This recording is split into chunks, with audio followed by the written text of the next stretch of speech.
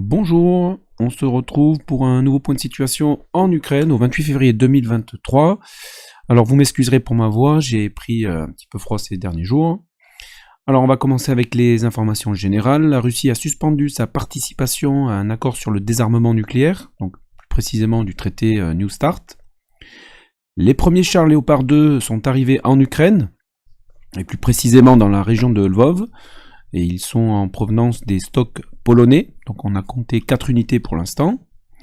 L'armée ukrainienne va bientôt recevoir des bombes guidées par GPS avec une portée de 72 km, donc de conception américaine.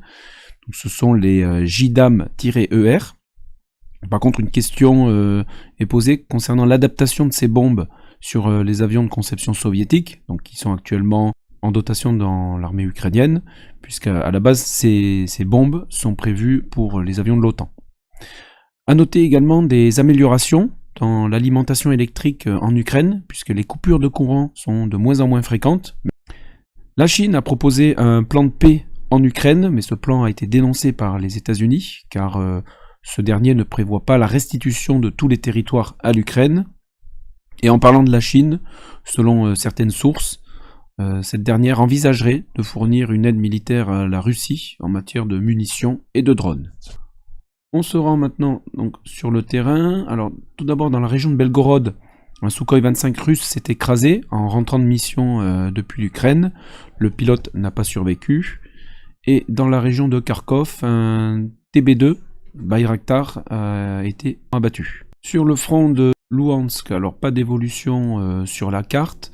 A noter que dans le secteur de Svatovier, donc il y a toujours des combats sur Novosibirsk, ici. Mais dans ce secteur, on a pu observer à 2 reprises que les Russes ont utilisé un MTLB, qui était donc bourré d'explosifs, et ils l'ont fait avancer donc sur les positions ukrainiennes. Donc il n'y avait aucun pilote à l'intérieur, et une fois que le véhicule était à proximité des positions ukrainiennes, ils l'ont fait sauter. Dans le secteur de Kremina, les combats continuent, notamment donc, dans ce secteur, ici. Les attaques locales russes, et toujours dans la forêt au sud de Kremina. Sur le front de Siversk, les combats ont toujours lieu sur Bilorivka et également dans le secteur de Spirnie. Au nord de Soledar, la ligne de front n'a pas bougé, elle se situe toujours sur Veselier, Rodosivka et Fedorivka. Alors la plus grosse évolution donc, de cette dernière semaine, elle se situe dans le secteur de Bakhmut, puisqu'au nord, le groupe Wagner a encore progressé. Berkivka, Yaïdne ainsi que le quartier de Stupka ici sont passés sous leur contrôle. Les Ukrainiens ont fait sauter un barrage donc qui se situe ici, ce qui a eu comme conséquence d'inonder donc ce secteur, ce qui a ralenti la progression du groupe Wagner.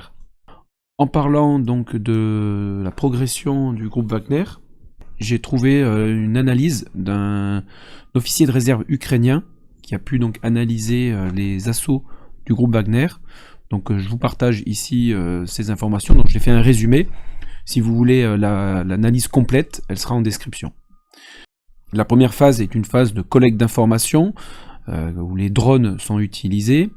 Et là donc le groupe Wagner va analyser les forces en présence et le niveau de fortification de l'adversaire. Et ce qui va donc permettre au groupe Wagner d'ajuster les effectifs de l'assaut. Ensuite, nous avons une deuxième phase, qui est la phase de la préparation d'artillerie, qui peut durer de 1 à plusieurs jours. Ici, l'objectif, c'est diminuer la capacité de combat de l'adversaire, et en même temps, les unités d'assaut Wagner prennent leur position d'assaut. Au niveau de la troisième phase, ici, le groupe d'assaut Wagner, qui se compose en général de 3 à 4 personnels, donc c'est des petits groupes de combat.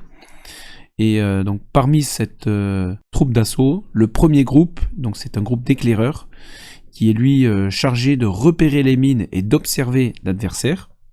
Et en même temps que ce groupe donc d'éclaireurs travaille à l'observation et au repérage de mines, il est couvert par des tirs d'armes automatiques et de mortiers, comme par exemple les lance-grenades AGS-17. Enfin, dans la quatrième phase, une fois donc les tirs de soutien se terminent et que la phase de préparation d'artillerie est terminée, et avant que les défenseurs puissent prendre des mesures défensives, de nouveau des tirs de suppression vont débuter avec des armes automatiques, pendant que les groupes d'assaut se rapprochent des tranchées, commencent à lancer des grenades, et enfin, ils sautent dans les tranchées pour le corps à corps. Donc voilà, ça c'est vraiment une analyse de cet officier de réserve ukrainien. Donc vous le retrouverez en description. Donc ça constitue une analyse générale. Suivant la configuration du terrain, les tactiques sont différentes.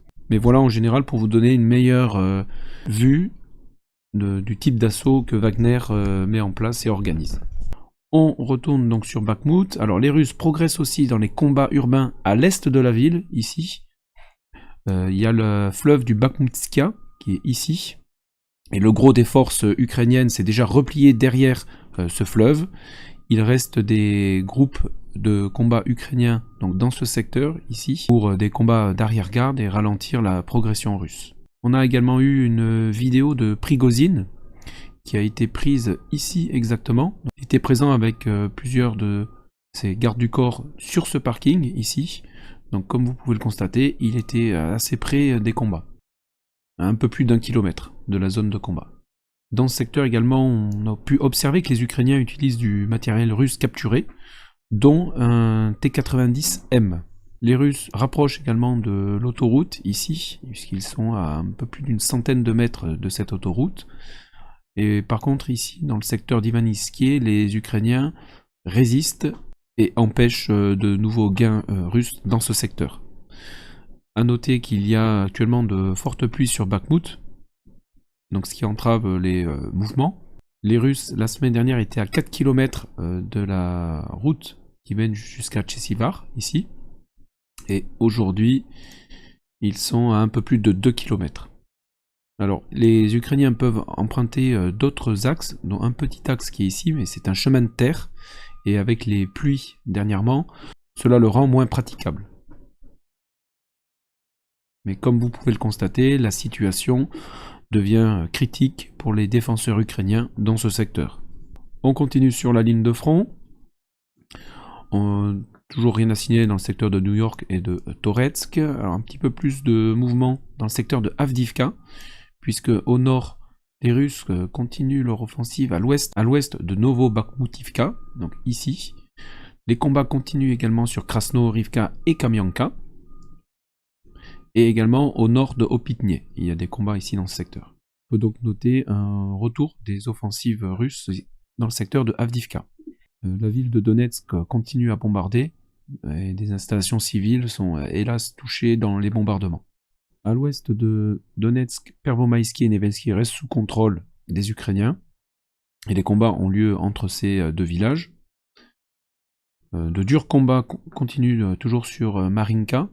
Sur Pobjeda également, une offensive russe a été repoussée par les Ukrainiens.